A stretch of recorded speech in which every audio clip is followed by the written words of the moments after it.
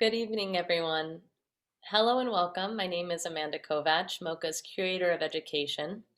Thank you so much for joining us for Conversations at MOCA with Morel Doucet and Stéphane Arboite, with Art on the Plaza Curator Amanda Sanfilippo Long.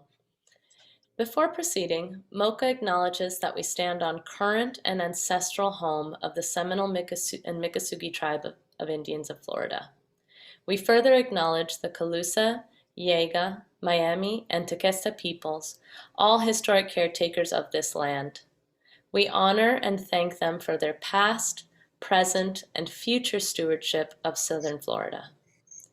MOCA North Miami's exhibitions and programs are made possible with the generous support of the North Miami Mayor and Council and the City of North Miami, and the Miami-Dade County Department of Cultural Affairs. We also want to thank our Board of Trustees, our corporate and foundation partners, and our members. Conversations at MOCA is presented by the Green Family Foundation. We extend our heartfelt thanks to all for your meaningful support. Let me get started by introducing our participants today. Morel Doucet is a Miami-based multidisciplinary artist and arts educator that hails from Haiti. He employs ceramics, illustrations, and prints to examine the realities of climate gentrification, migration, and displacement within the Black diaspora communities. Through a contemporary reconfiguration of the Black experience, his work catalogs a powerful record of environmental decay at the intersection of economic inequality, the commodification of industry, personal labor, and race. He graduated from the New World School of the Arts with the Distinguished Dean's Award for Ceramics. From there, he continued his studies at the Maryland Institute College of Arts, receiving his BFA in ceramics with a minor in creative writing and concentration in illustration. Doucet has exhibited extensively in prestigious national and international institutions, including the Havana Biennial, the African Heritage Cultural Arts Center, National Council on Education for the Ceramic Arts, American Museum of Ceramic Art, Museum of Contemporary Art North Miami, Fletton Art Museum, Haitian Heritage Museum, and Patricia and Philip Frost Art Museum. Stéphane Arboite is a multidisciplinary artist of Haitian descent who was born and raised in New York City and now resides in Miami. Arboite's work considers beauty outside of classical aesthetic paradigms and places an emphasis on spiritual transformation and evolution of human consciousness. Arboite considers himself primarily a self-taught artist with a foundation in drawing and painting from the State University of New York Purchase College. His works have been exhibited nationally at the Namdi Center for Contemporary Arts in Detroit, Prism Art Fair, and the Urban Institute for Contemporary Arts in Michigan, amongst others. Some notable collections include the George M. Perez Art Museum of Miami, Eric and Donna Johnson Collection, and the Arthur Primus Collection of African American Art. Amanda Sanfilippo Long is the Curator and Artist Manager of Art in Public Places, Miami-Dade County Department of Cultural Affairs, one of the first public art programs in the county, established in 1973. 1.5% of public land construction costs are allotted for the purchase or commission of artworks. With over 800 works of art in the collection, the program has gained international recognition. Amanda is the director of the South Florida Cultural Consortium and the senior advisor of Fringe Projects, an experimental temporary public art initiative. Amanda has held positions at Locust Projects Miami, Creative Time New York, the Whitney Museum of American Art New York, and the BCA Center Burlington, Vermont. She holds an MA in Contemporary Art History, Sotheby's Institute of Art, London, a BA in Art History from the University of Vermont. Amanda initiated and directed Art in Public Places co-presentation of the Creative Time Summit in Miami in 2018 and has published reviews on artists including Dara Friedman and Pedro Reyes. Hi, Amanda, Morel, and Stéphane. Thank you so much for joining us tonight. Hello, thank you so much for hosting us, Amanda, and of course the team at MOCA. So happy to have you. As we go along, if you guys have any additional questions, please feel free to type them in chat and I will pull them up at the end of this conversation. Okay, fantastic. Thank you. Thank you. So again, really appreciate being here. And I wanted just to take a moment before we jump into the presentation by Morel and Stefan about their work to contextualize it just a little bit in terms of both their work inside the museum and outside the museum. So this exhibition, which is called After the Rain Comes Light, Portraits of Resilience, is the third series, the third iteration of Art on the Plaza, which was launched this winter, or rather this spring, January. So in January of 2021, the Museum of Contemporary Art North Miami launched Art on the Plaza, which is a year-long series of newly commissioned temporary public artworks by Miami-based artists on the MOCA Plaza. Featured artists include Reginald O'Neill, Studio Amalgamated, Morel Doucet, and Stefan Arboite, of course, and Nice and Easy, which is a collaborative of Allison Matherly and Jeffrey Noble, and Naja Moon. The museum will host a series of virtual talks and conversations in conjunction with this program throughout the year. I also want to acknowledge that the program is made possible with major support from the North Miami Community Redevelopment Agency, and we're very excited and thrilled to have their support to make this program happen at MOCA. This is really exciting and unique because not only is the work by Morel and Stefan on the plaza, but it is also inside the museum, which is a really fantastic, groundbreaking sort of inside-outside moment, if you will. And we're thrilled that during your visit to MOCA, you can not only experience the work inside the walls, but also its manifestation on the plaza. And thrilled to connect those dots tonight. So without further ado, Morel and Stefan, thrilled to have you guys, speak to the group and share with us a bit about your project. We'll have intermittent sort of pauses and conversational moments throughout, and we readily welcome your questions towards the end. So thank you. Perfect. Thank you, Amanda. Yeah. All right. What's up, Mo? How you doing? Doing good. Oh man. Can you guys see the screen? Yes. Yes. All right, perfect. So I just want to give the audience a little bit context about my personal background. So as mentioned by Amanda, I am of Haitian descent. In front of you guys are what is one of the last images taken of me before I left Haiti. My family received political asylum back in 1993. And so they left Haiti and they were dropped in Mobile, Alabama. And they lived there for about 6 months before they realized that life was going to be extremely hard trying to adopt in the South. And so we migrated from Mobile down to Miami, and we've been here for over 20 years.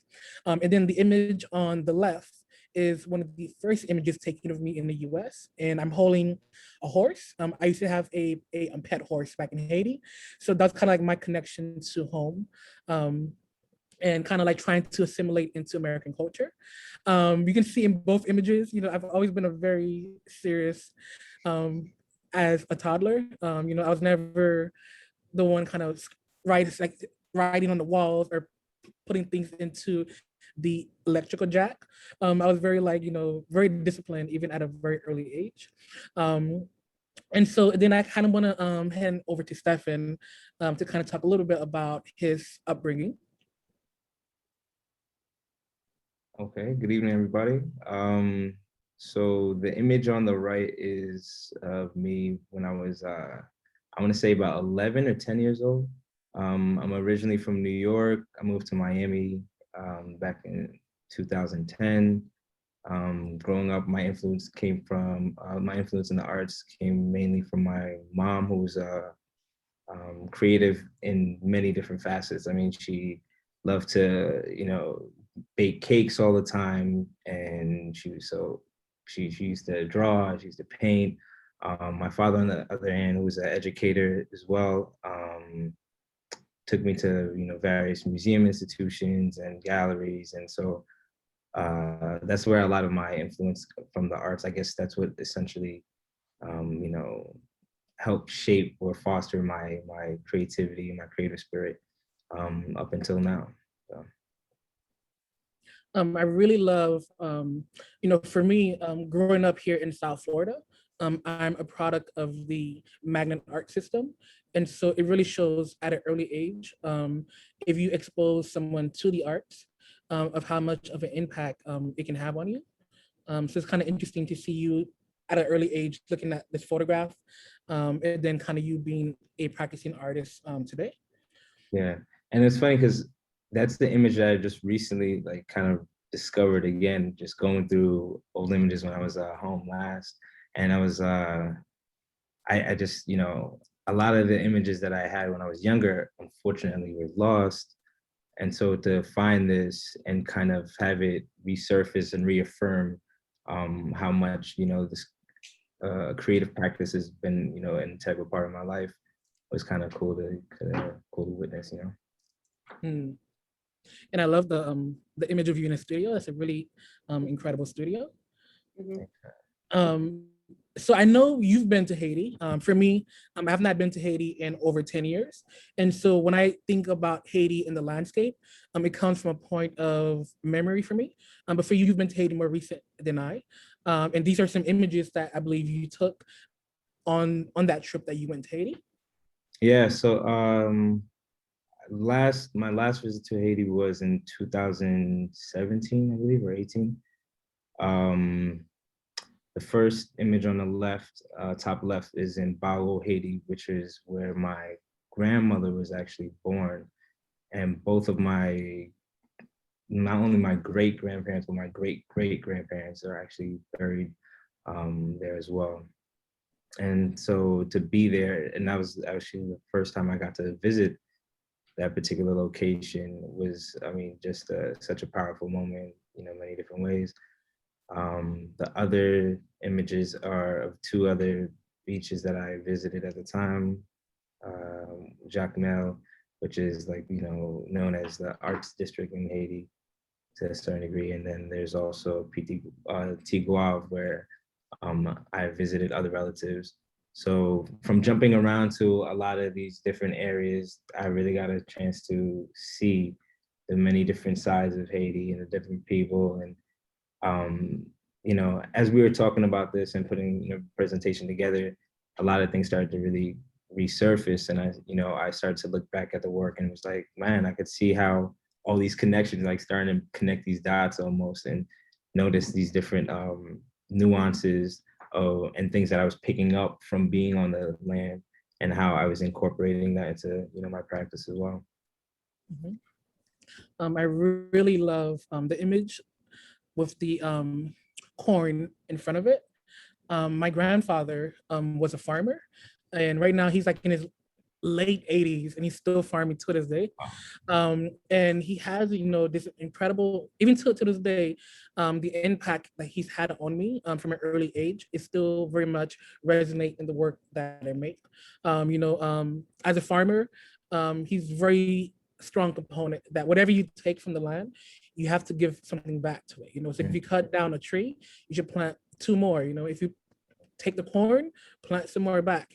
So in order for nature to give you something, is this exchange that happens between you as a person and then you working with the force that is around you.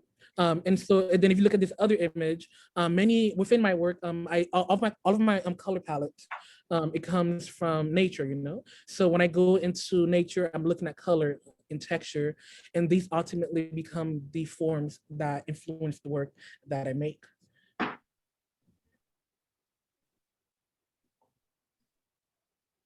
And then with Stefan, I believe, with your practice, coffee is really a large component of that.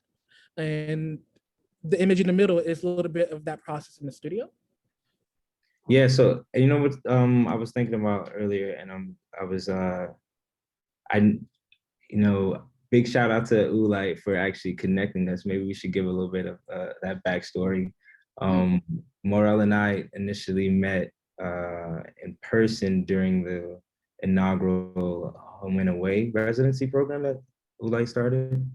And over the time, we just became really, great friends, and then started to notice these nuances and these similarities in our work. And so when you told me about your grandfather cultivating coffee, I was just like, there's another connection there. And so eventually that kind of led to us, you know, saying we should collab on a piece one day, we should work. And we just started to, just kind of throw different ideas out there, ideas of maybe a 2-person show or just like having fun, just not really overthinking or analyzing anything, but just like having this kind of fluidity to, just working with one another. And so yeah, so going back to, the other slide and looking at the coffee, I was just like, man, this is kind of cool how like these things happen in this really organic fashion. But going back to, the coffee and the use of coffee, I primarily use a lot of raw materials in my work, coffee, charcoal, indigo. Sometimes they're natural pigments, sometimes they're, synthetic. More recently than, I've been trying to find more ways to preserve natural pigments, because to me, the use of, and going back to nature and the use of these natural pigments for me feels more, it gives it more of a, how can I say this? I guess it gives me more of a connection to the earth, right? And I mean, there's also other reasons for it as far as sustainability and other just being more eco-friendly, more environmentally conscious. But the coffee finds its way into the work, and as an initial start to my practice, and then slowly I start to use these other aspects of the charcoal and the chalk and the paper towel that I'll start to talk about later, and how it kind of layers upon one another to create the images. So in this particular slide, you can see these two works that are starting to form, right? So the initial layers are these coffee layers, and then I start to manipulate the paper. As the coffee starts to dry, it forms another shape, and then another layer goes down and another shape forms, and then eventually it becomes more of like this conversation with the materials and the paper itself. And initially when I first started using coffee, it was mainly out of mainly out of necessity. I was working in the studio late one night, and I have I exhausted all my materials at the time, and I guess in a very intuitive and just like maybe at least maybe a bit out of frustration too, I kind of just took this cup of coffee that was next to me and I just threw it on the ground. And that was like the very first piece that I did, and that was back in 2008, I believe. And then over time, I started to, just continue to play with the material because I just really liked the way that it dried, the way that, the technical aspects of it, like these, spatters, and it really started to get me, thinking about just the material itself and not necessarily what I was trying to consciously create. Yeah.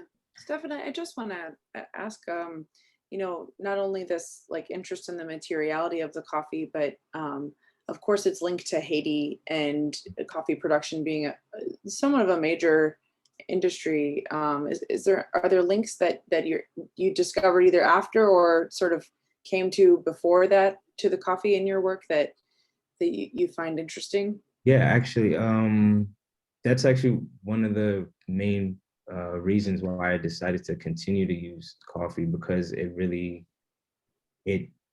I started to find parallels of how it was giving me more insight to, my culture and my upbringing, and to Haiti, of course. So one of the facts that I like to share about Haiti and its production of coffee is that, in the late 18th century, about well over 50% of the world's coffee actually was exported from Haiti alone.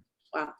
And once I discovered that, it was like, oh, wow, like this is something I definitely got to continue to explore. And I was, initially not thinking about anything in particular or any narratives to try to explore, besides the fact that I found something interesting in how I discovered it in this really intuitive and organic way. And being the very, spiritual person that I am, it just felt like this was more of I guess an entry point to how I can have this conversation, because there are so many layers into that, the use of coffee as well, right? We know it as like an everyday, beverage and commodity, but I think there's also these layers. And I think that's when the idea of materiality really started to enter my practice, because I truly believe, like, all materials yield a certain weight. And, I started to think about how this history of coffee and this idea of what it means, not just solely as a beverage, but a source of as a resource and a commodity that was used to fuel even wars at times, right? Right. Another interesting thing about just coffee in general, specifically towards with the use of specifically towards Haiti, the Ottoman Empire was when Greece was sorry, when the Ottoman Empire was wow, excuse me, Was when it was active. Right, when it was active. But Yeah. I'm also thinking about just like this particular time that it's starting to lose me. Well, there's also pathways to colonial history. There's pathways to empire. There's pathways to, these epochs in history that where this commodity took on different roles and different allegories and different symbols, power, colonial power, different things like this. So it's actually, it's something we take for granted. Why does most of the world drink a cup of coffee every morning? There's actually major reasons for that aren't casual. So this simple material becomes actually an insight into many kinds of stories and histories. Yeah, absolutely. I wanted to kind of highlight the juxtaposition of these two images. One thing about the marketplace in Haiti, and really in any marketplace as part of Latin America, or is the vibrancy of the market. And so for me, I've had the privilege of being in the studio of Stefan and kind of watching him work this alchemy of color, textures, and pattern. So in this image, I love the juxtaposition between the colors of the marketplace, the buzzing, the chatter, and then pair that with how he works in the studio. I really love that. How, for me, I see both images, and the same energy that you get in the marketplace is the same energy for me that I get in these colors that he's making in the studio. Right. Yeah, that was so this is an image that I took when I was in Haiti as well. And going back to the layering aspect of the work, and how, moving throughout the country helped me find these similarities, or this sensibility through the material that I was using, and what I was experiencing while I was there. And so there's certain aesthetic values that I appreciate. There's this muted tones that I use in the work, and in the making of this, right? These tissue made paper. And another thing to note is this is actually all made out of your common paper towel,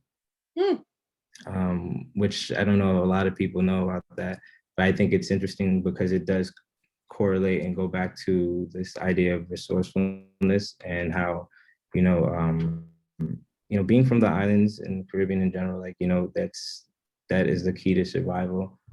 And so taking like these household materials, using coffee, using paper towel, using things that we do sometimes take for granted, and repurposing them or upcycling them and giving them new meaning, new life is very, kind of important to the practice.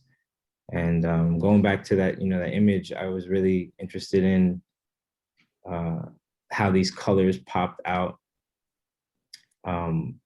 throughout all this, at sometimes organized chaos, right? And, I guess in a very subconscious way, I started to incorporate that in the same body of work that I've been creating, that's been developing over these years in this same, very similar layered fashion. And these two particular pieces are, my most recent pieces that I started to incorporate the textured and layered paper towel pieces in conjunction with the older works and the older technical approach that I had, where I was just kind of creating these very, I guess, archetypal beings, or, mythological beings. These are nobody, this isn't, they're not anybody in particular, any identifiable person. They're meant to represent like a universal perspective. And so,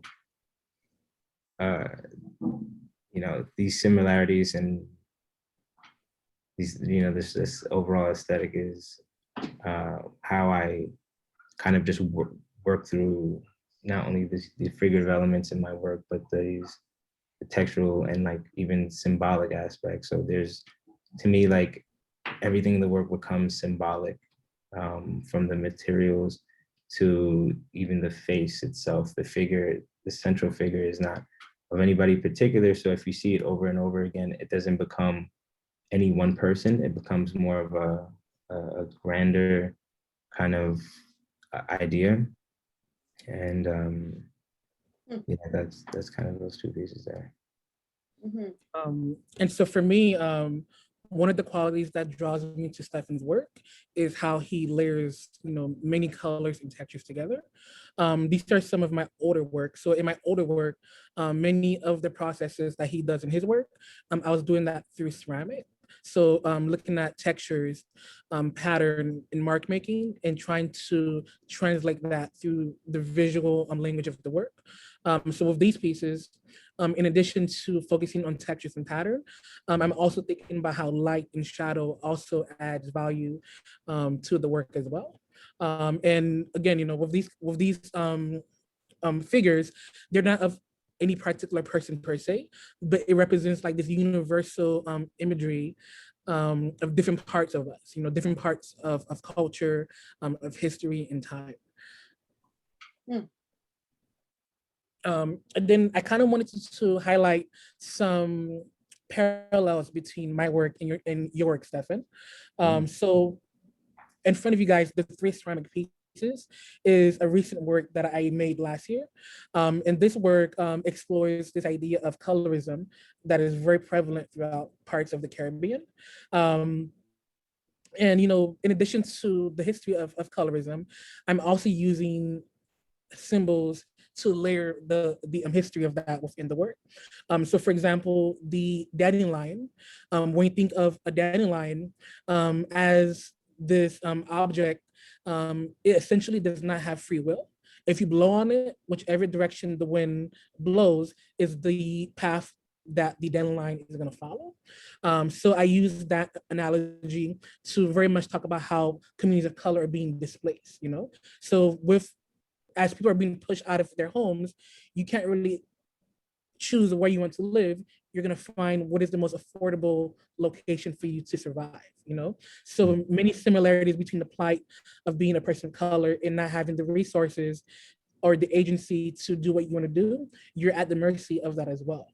And kind of when we juxtapose it with Stefan's work, Stefan can kind of go a little bit deeper with this piece, but I love this the way he layers his work, and through the layering, he's building and forming the face and the figure a little bit.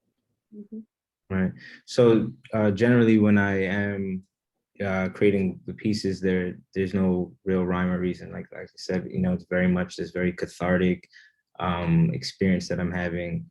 And and with this particular piece, Adebomi, which is a Yoruba for "Crown Covered My Nakedness," I this piece it presented itself in this really regal yet this vulnerable state, and I was kind of interested in like, after we were having this conversation and looking at these two images, and I was thinking about the name, and we were thinking, we were talking, and when you brought this idea of or this particular piece and the understanding of colorism and how you're explaining that, I was like, this is really interesting because you're thinking about the crown and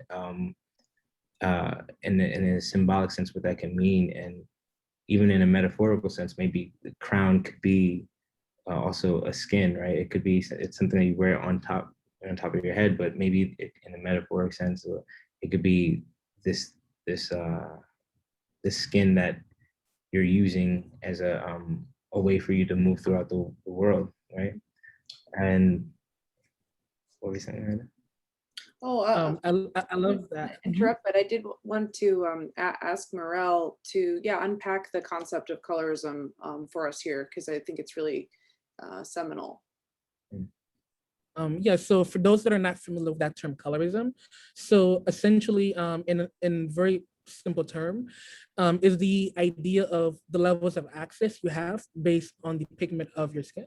So in parts of the Caribbean, the lighter you are in complexion, the more opportunities you have to resources, to education, you have a better chance of getting the job that you're looking for. And the darker in complexion you're kind of pushed aside in society, you're kind of treated as second class. Mm-hmm. So it plays a very important role. It can determine your quality of life in the Caribbean, which is why in certain parts, like in Jamaica, people go to the extreme of even bleaching their skin in hope of being perceived in a different light. Even like with this work for Stefan, the fact that it's not only brown, there's dark brown, there's black, there's different shades of brown that makes up this particular figure. For me, I saw this parallel between what he was doing for his mark making and the work that I was making through ceramic as well. And just to highlight one quick thing about that, Morel, as you mentioned, like in Jamaica and actually in Caribbean islands with predominantly people of color, colorism seems to be more emergent rather than in in the diaspora areas like the United States or what have you. I don't know if you would agree with that, or if that's your observation, that it's highlighted in a sense in those Caribbean, in those origin lands. Yeah, I would definitely agree to that. I think with people in the US, there's a little bit more opportunities. So regardless to your struggles you may face as a Black and brown person, at least there's resources available. But in the Caribbean, those resources are very limited. Yeah. And so again, if you're dark in complexion, then you don't even have a shot at it. So you have to go to the extreme in order to try to survive. A little bit.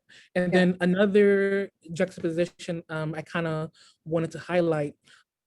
So this piece here is a piece that I made back in 2019. And I was thinking about how would Haiti, I was thinking, what would Haiti look like today if the French were to pay back the Haitian people reparations? So if we do the math, that reparation would be about $22.3 billion today in restitution to the Haitian people. And so with that kind of money, how would the quality of life change for people on the island?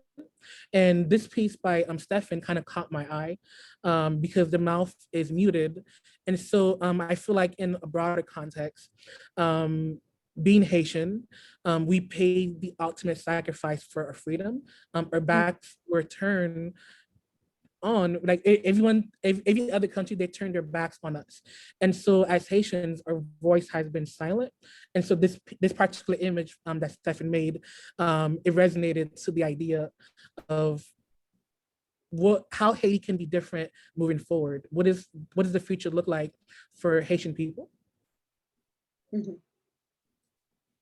And then another juxtaposition that I wanted to highlight is again how Stefan's layer in his work. So Stefan can kind of take a little bit deeper dive, but I just love the way in this particular piece he's using pattern and line and chant as well. Yeah, I think what's really cool about your practice as well, and even the way you approach ceramics is um how you approach it in this really collage type fashion as well. You know, taking different elements and placing them on top of the figures. And I just, me working with this, very tactile kind of material as well, like this the paper, cutting it out, the materials that the paper towel that I'm using, the coffee filters that I'm using, and then collaging them back, and then having the surface of the works, the 2D works, kind of live in this really sculptural kind of way. I thought it was really interesting how, like, we're looking at a very similar technical approach into how we're taking two different practices and mediums and combining it. And then if you also look at the way that the images are kind of share the same sensibility, like, I just think it's really interesting how we kind of operate, and, like, that dialogue, the conversation that happens between them. Then I'm gonna kind of go back to you. Again, for me, it's been a privilege watching Steph work in the studio. He's literally like, he's a alchemist, the amount of pigments, powder, just watching him do his magic in the studio. Yeah, this is so what's in my hand here are actual coffee filters. So very much in my practice, I don't throw anything out. That's kind of how I, end up creating or building upon this body of work through time, which is why I don't necessarily even work in series. For instance, I look at all the works that I've created as one series that just builds on top of one another and tells a very long story. In this particular case, I'm taking the coffee filters that I've used from the brews that I've made to create work, then I'm repurposing that and putting it back into the work. So everything gets, recycled or upcycled, I should say. And this is just an image of, like, a few materials that I tend to use in the practice. I'm starting to incorporate other aspects and looking at other, I guess, materials that are already pre-made, but I always get drawn back to the technique that I've used, which includes this very expressive mark making and I think that's, for some reason, that just resonates more with me in the practice. So I haven't really taken the work and created anything based off any imagery or anything that's already been printed. All right, so I'm gonna play a little short video for the audience.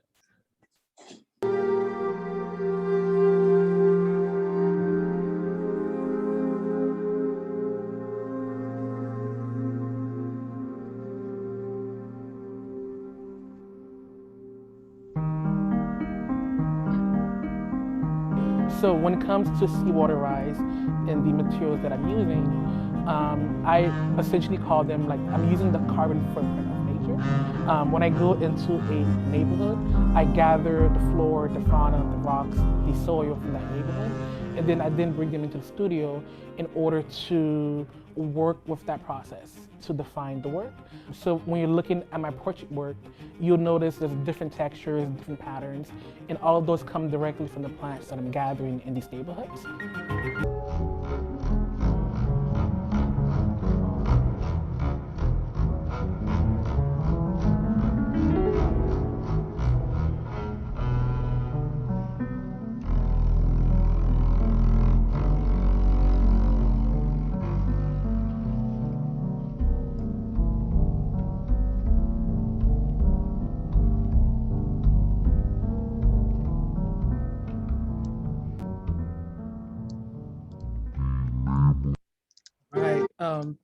And so in front of you guys, this is a installation shot of the art on the plaza right now in front of the museum. And kind of just a little bit of the backstory. When me and Stefan were doing the site visit, immediately one of the things that stood out to us was the palm trees. Living here in South Florida, we're prone to being hit by hurricane. And so as this kind of fixture in nature, the palm tree is this incredible architect of survival. The stronger the hurricane, the stronger the palm tree becomes, because the strong wind, essentially it forces the palm tree to dig its roots deeper into the soil. And so I wanted a way to kind of highlight the resilience of the palm tree and how would that reflect the community of North Miami. And so through talking with Stefan, essentially we decided that one of the best ways to approach this issue would be to have an open call through the museum. In the beginning of this project, we had a really incredible open call where we had a ton of submission from different people in the community. And so I just want to thank again the community of North Miami and the museum for being able to initiate the open call for that. Steph, I don't know if you want to jump in or mention anything in particular, but I know even like when we were installing the banners, being able to interact with the community was also a great experience as well. Yeah, definitely. And I think one of the, one of the decisions we ended up actually, talking about was how can we be as inclusive as possible, and what does that mean? And I think, how do you approach that visually, right? Which is why we ended up going with the silhouettes. And I think, after talking and even looking at both of our works, we're like, well, this makes, the most sense, because it's an entry point. People, it's not anybody that's, you're not talking about anybody directly or looking at anybody directly. But you're still able to, not that, you couldn't identify with somebody in that sense, but having it be these silhouettes and these figures, you can find yourself in them, and there was something very interesting about that. So, taking like parts and images from people from the people that did submit, and kind of combining elements that we found were interesting to create, like, these figures that were representational of the community and of, like, the diaspora and all the other things that we were trying to include in the conversation. Made the most sense. And I'm I think I'm grateful that we had this opportunity, and the ability to kind of collaborate with the community at large, which is really cool. And even the conversations that happened like casually as we were putting the installation up too, right? Because people were like, "Hey, are you the artist? Like, what's going on over here?" and this and that, and then talking and then telling them that we're you'll even have a chance to go inside to see the work was incredible, because now people are like, "Oh yeah, you know what? I keep forgetting that this place is here," or I don't know, or something like this, and like, and just having those conversations are just like, really, like, it connects, it's humbling, it's important, so this is just like another way to, just show that how, art is a very powerful tool, and it does connect, and it does hit home. And so, this project was, definitely something that I appreciate. Yeah. And so ultimately, when the portraits were installed on the tree, the palm tree became this emblem of how the community was resilient. We've gone through many hurricanes, and we're still here and we're thriving. And so when I thought about, the past year, the experience of COVID and what that meant, so that title, After the Rain Comes Light, was this kind of idea that we're in COVID, but this is not the end of the world. You know, life is going to continue. And so the portraits also pays homage to hope. And so with the color palette, many of the work is in this warm color palette. So like this warmth, this opportunity, those are some of the themes that was part of that work as well. And then we're very tentative in the titles of the work. You know, with my work, I use allegory in order to tell the stories about the communities that I'm interested in. And I know with Steph, you know, you're really into reading, and within the Haitian culture, we use proverbs. So I don't know if you want to talk a little bit about that from your experience. Yeah, it's whether the titles are allegorical or more proverb driven. I always just think about, I guess, now that I'm thinking about it, it's definitely something that my father instilled in me. Like he always had like a really funny proverb to describe like the weirdest scenarios or something that you wouldn't expect, but it was always something that resonated with me. So initially when I was working, I didn't really have titles in my work because I didn't think they were of they didn't have titles. I felt like they had names, right? I felt like they were beings that needed to kind of tell me their names or express afterwards. So it was interesting when I started to not, I guess, find a way to share my expression without necessarily suppressing what the work was trying to tell me, was to think about these proverbs.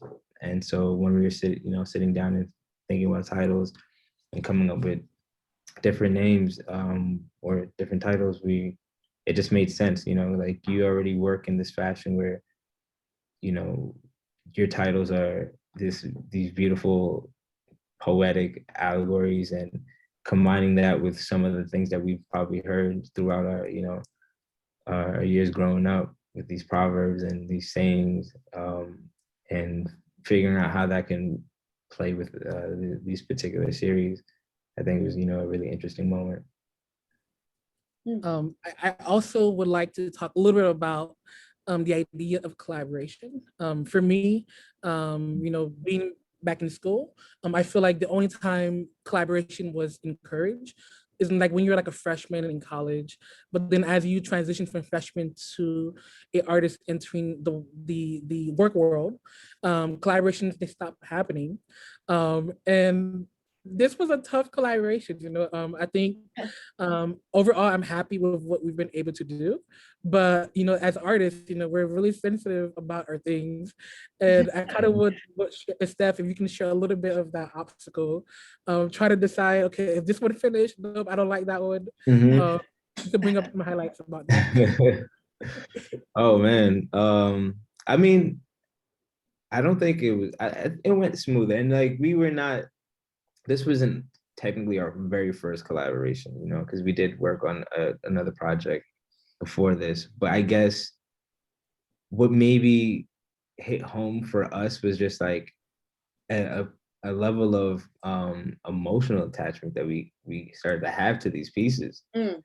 And so when that aspect started to come about, we were like, I was like, I don't know if I want to touch this right now. Like, I think we should just like, let it sit for a few days and we'll come back. Like, and it was back and forth, but then being able to talk through those things and really start to discuss and articulate like where our head was at, and bring up some of these other nuances to why we felt or resonated with a particular piece, was another interesting dialogue in itself.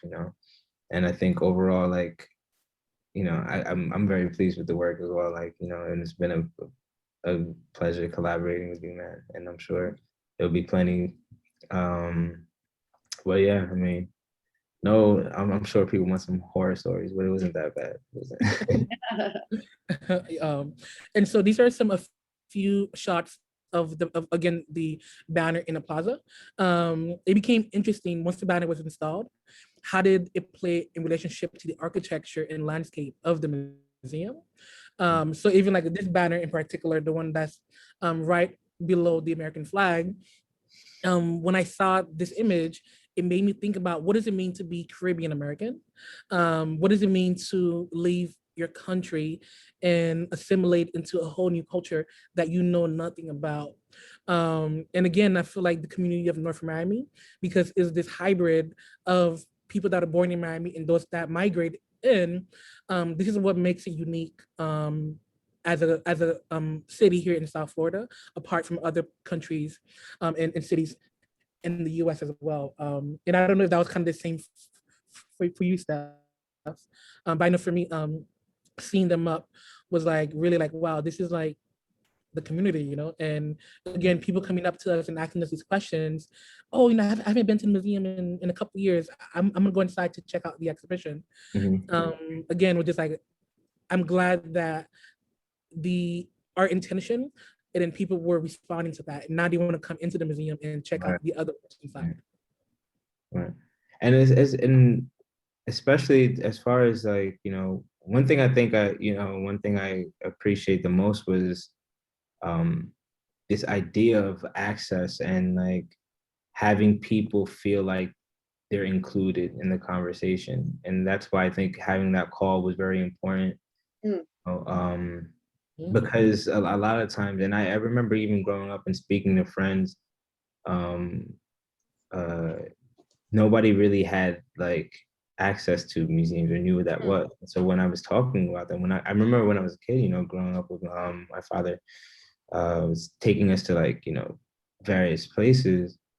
And I would tell some of my friends about it. They're like, what is that? Like, you know, so things coming back full circle and being able to engage with the community and people coming through the plaza and telling them about the space and telling them about art and having their awareness, you know. I'm even just not too long ago, a friend of mine was like, man, you know, growing up, I didn't even know this existed, which was like mind blowing to me because I was so fortunate, you know, and that's why I'm very grateful because I was fortunate to have been exposed to the arts at a very young age to at least allow me to even have that idea, you know, to become an artist where, you know, he tells me, you know, every so often the same. He's just like, man, this is incredible that you can do this, you know. And I'm like, well, you know, it's never too late, right? But I think the sentiment he was trying to really establish was like, you know, or at least what resonated with me was the fact that like having these conversations early on can have a very, you know, very impactful trajectory on your life. You know?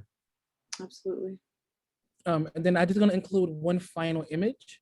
As Amanda mentioned earlier, the work is also available inside of the museum. The original pieces, yeah. Original pieces. So we definitely encourage you to check them out on the plaza outside and then come inside the museum and see them up close in person. There's a lot of beautiful nuances in the work that you get to observe once you come inside of it. Absolutely. And you know, I want to locate a couple of the ways in which the process of these works occurred also. You know, of course, so as you Morel and Stefan noted, the idea was to start with an open call, and the call came through MOCA's Instagram and also through Morel and Stefan, I believe, your own email accounts where you share your updates from your studio and your newsletters. And so you reached out to your communities, and also the museum reached out to its community to ask for North Miami residents to submit their own portraits to you. So they actually submitted portraits. And so the actual literal silhouettes and portraits, which folks are seeing in these images, are derived from actual North Miami residents submitting those pieces of information. And then from those portraits, in the studio, Morel and Stefan both brought in their own tools from their own toolboxes. And like, I love how you said it, Morel, we're artists, we're very sensitive about our things. But brought your own sensibilities to a collaboration. I mean, of course, you can see in Stefan's past work, which we had a generous look at, and Morel's past work, of course, Stefan, you have, you know, a history of portraits, and so does Morel. And you both brought your own sensibilities into these pieces. You know, and you can see it. You can see it in the, you know, in the flora and fauna that Morel highlights, and the kind of style of the actual silhouette. Stefan tends to be more face on in your portraits, but Morel, you've got a sideline silhouette. And then, you know, the kind of starkness also of the contrasting of the colors, the literal flora and fauna. And I love that image, Morel, which you shared when you were talking about your grandfather, who was a farmer, where you were holding up sea grape leaves, and, you know, talking about the materiality of that flora and fauna. And that flora and fauna actually contributes directly to your mark making, because you use them to a degree as stencils. You integrate them, you spray them over with different colors. You know, you're using those shapes to create, as you can see here on the wall, some of the patterns and shapes, and driving also the colors. And so I just wanted to kind of share that you know, both the techniques and the richness which you both bring, you know, bring to these portraits is really, you know, a contribution by both of you, and a really gorgeous, you know, result, I think. And also having to do with the fact that people from North Miami are on view. You know, that's pretty cool too, that, you know, we don't know who these individuals are. We've taken them into an allegory with these beautiful, beautiful titles, but they're on view here. They're here on the plaza, and you know, the last thing I do want to note about is that, you know, picking up on, you know, because I have the privilege of knowing a bit about Morel's work, is, of course, in the last few years, your interest in engaging different neighborhoods and throughout all of Miami, not just North Miami. This is your first time, I believe, working specifically in North Miami. Miami, yeah. But kind of this journey that you've taken throughout Miami's historically African-American neighborhoods, such as Little Haiti, Overtown, Alapata, and Liberty City, where you've gone and spent time, you know, to gather the various flora and fauna from each of those neighborhoods. And if you'll allow me, I would just love to read this quote from you. When I explore each neighborhood, I see they are in some way sacred to the people who live there. The land harbors their cultural history, legacies, and shared nostalgia. Tropical foliage and front yard gardens are like gatekeepers of time. They anchor the dreams and hopes of the people. So, you know, there's something so beautiful about that. And in addition, the kind of materiality that Stefan brings in with all of these different kinds of very rich, deep dives into the materiality of the earth itself, you know, the graininess of the coffee, the granularness, the coffee filters, the water stains.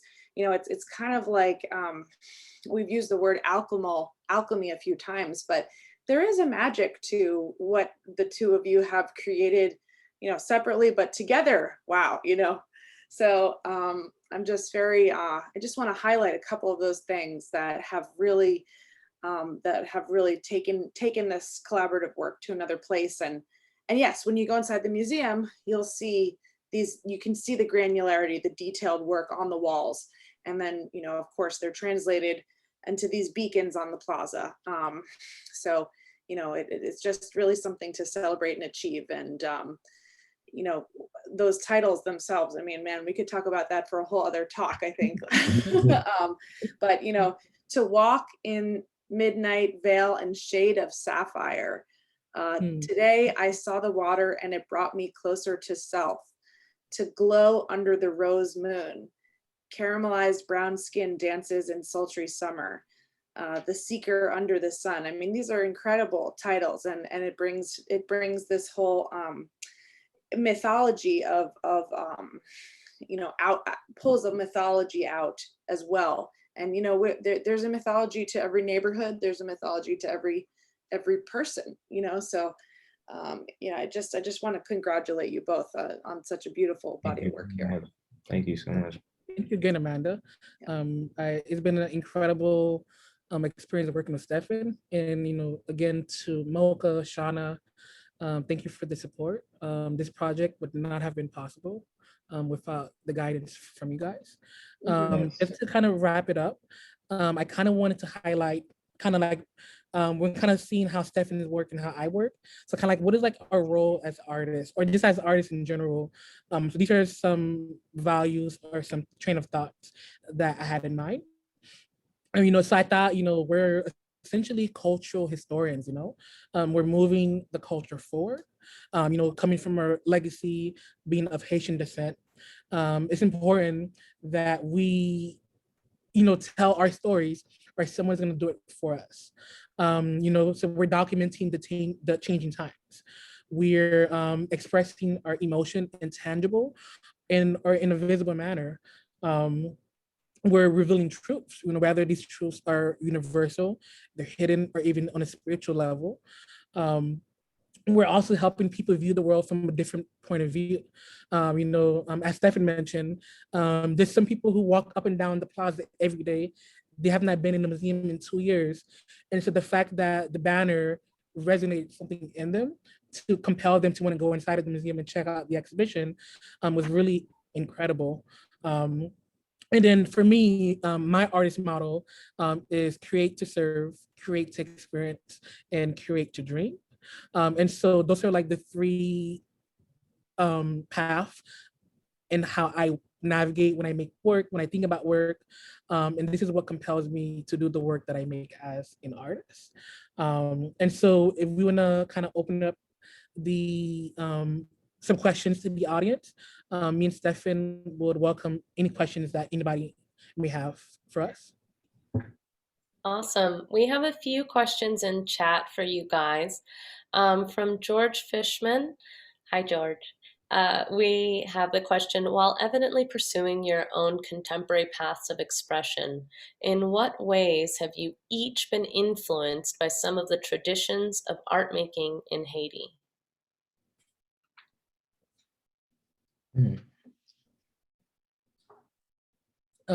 Steph, so I don't know if you want to go first, or I can go first. I can go first, it's fine. So I'm just going back to the chat and reading again. So while evidently pursuing your own contemporary paths of expression. Well, I think definitely there's a lot of, within the work, like aside from what I was talking about as far as the aesthetics when I was traveling Haiti, there's these cultural aspects and traditions to our that directly influence the work, as far as like carnival, like things that happen just in as far as celebration or traditions, or I find myself picking up, sometimes subconsciously, sometimes more conscious decisions in terms of how I approach the work. So yeah, like there's the culture is very expressive, so there's a lot that you can always reference and be inspired by. And as for me, my family were from the northern department. So in terms of the geography of Haiti, the north has a reputation for being the historians of the country. And in the south, where Stephen's family is from, they're more the contemporary cutting edge. So many of the contemporary abstract work that comes out of Haitian culture, many of the artists come from the South, from Jacqueline, and more of the historical paintings that kind of talk about the legacy and the history of Haiti. Many of those paintings come from the North. And so for me, within this body of work and some recent work, I feel like the way the culture is manifested are through the colors. So very similar to what Stefan says about the idea of celebration and of carnival. So the very bright and vibrant colors for me is how parts of the culture comes through the work for me. Amazing. Thank you for sharing that. We have an additional question from Shaniqua Brooks. If you were to sum up your collaboration in one word, what would that be? For me, I would say serene, because for this particular project, this project emerged after a few other ones before it. So I went in scared. Like I was just like, Lord, what did I get myself into? And so I think just having the opportunity to kind of bounce our thoughts between me and Stefan was able to kind of help me guide and navigate the space. So it shows, there is a power in collaboration, and if it's done well, this is a product of what can happen. For me, one word, I think of I would say, I'm thinking of two words. The first thing that's coming to mind is spiritual hygiene, right? This idea of like, how do you take care of yourself on an emotional and a mental level? And I think what was beautiful about our collaboration was we, aside from we weren't just working together, like this is like my bro here. So making sure that we're, thinking about how we're taking care of our mental health is important as well. So, like, hey, did you drink enough water today? Something like that, or did you get a chance to meditate, or did you get a chance to, that was those are things that we would constantly will hold each other accountable and like just check in. So that was just the first word that popped up. It was like how this particular collaboration made us more aware of how we how we just move through our life, but for others, but for each other as well in this particular collaboration. Awesome. If anybody has any additional questions for Morel, Stefan, or Amanda, please feel free to pop them in the chat. I'm staring at the chat right now, so we did want to thank you guys for your thoughtful conversation, Amanda, for your work on the show. It's been really amazing watching all of these artists, rising in front of the plaza. It's been something beautiful that a lot of the community members have said that they love to see. That's wonderful to hear, and many credits to the museum for realizing that they would like to have this program and for hosting it. That's important. And to the North Miami CRA also to have the vision and to support it. It's like, I think Morel and Stefan said it really well, that it's drawing people into the museum and new communities that either haven't visited for a while, or maybe they never have, or that access point, and that's really powerful. So absolutely. Yeah, we really thank the North Miami Community Redevelopment Agency for sponsoring this and so many other of our education programs. They've really shown a good hand. We have a few comments, few wonderful things said in chat. Murray Lewis Charles says, "This is wonderful. Thank you so much. Chapeau bas. Hats off." Kimberly Green says, "Thank you for all the collaborations. It's amazing to hear and see these artists work together to create such an impactful show." Shaniqua Brooks is so happy and proud of you both. Smiley face. We have George Fishman saying thanks again. And Darrell Williams, good evening. Thank you for this most important conversation. Rosie Gordon Wallace also popping in to say congratulations. This is so powerful. So you guys are getting a lot of love. Hey, thank you so much to everybody. This has been incredible. Thank you. Great. Lady Adam Rebel, bravo. Great to see you guys. Lots of good stuff. Beautiful. And I think it's reflective in the way that the community has received your collaboration as well. Just really curious and inquisitive and wondering, and it's really, really lovely. Yes. Awesome. So I would say, for those that want to keep up with us, feel free to follow us on social media. Me and Stefan may have something else up our sleeves. Just stay tuned. Oh, Yeah. Nice. We have a comment from the Black Collectors Gallery. I never get enough of this work. Great. Maria Stella Davan says, thanks so much. So I'm just gonna like read out all the positive vibes. That passes the um, vibe check. that's great. Morel, to your comment, is there anything, or Stefan, is there anything you'd like to share that, people should be looking out for, projects that you have up, or recent other things that you have going on that you'd like to share some news about? Well, I'm planning on having my next solo exhibition in the fall. Mhm. But that's not going to be until, well, the date is still tentative, Sure. but it's going to be in Detroit. I can tell you Fabulous. that much. Yeah, at the Nnamdi Center of the Arts. Fabulous. Um, Could you yeah, spell so that for everyone? Nnamdi is N''N''A''M''D''I, Okay, Center of the Arts. Yeah.